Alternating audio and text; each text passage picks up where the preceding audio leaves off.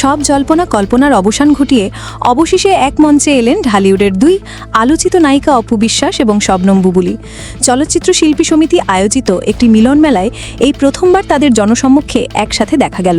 তবে এক ছাদের নিচে এলেও তাদের মধ্যে ছিল যোজন যোজন দূরত্ব, আর এই দূরত্বের কেন্দ্রবিন্দুতে ছিলেন একজনই, সুপারস্টার শাকিব খান।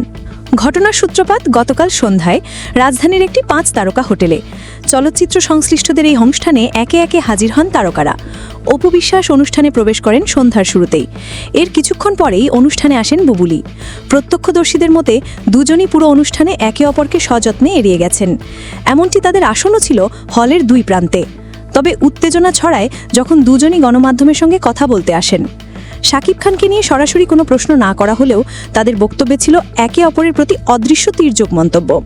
অপু বিশ্বাসকে তার বর্তমান কাজ ও ব্যক্তিগত জীবন নিয়ে প্রশ্ন করা হলে তিনি বলেন, আমি সবসময় পরিবার এবং সন্তানের প্রতি দায়িত্বকে সবার আগে রাখি, আর প্রথম সবসময় প্রথম হয়, এর কোনো বিকল্প নেই। সততা আর সম্মানটাই আসল। চলচ্চিত্র বিশ্লেষকদের মতে তার এই মন্তব্যের লক্ষ্য ছিলেন বুবুলি।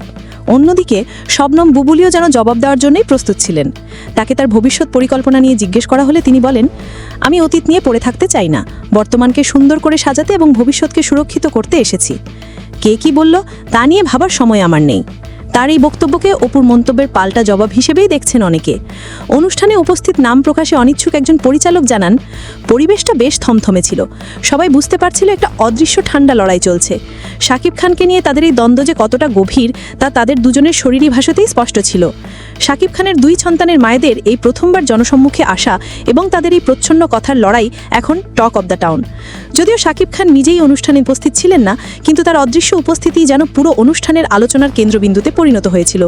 এই ঘটনা জল কতদূর গড়ায় এবং তাদের সম্পর্কের বরফ আদৌ গলবে কিনা তা সময় বলে দেবে।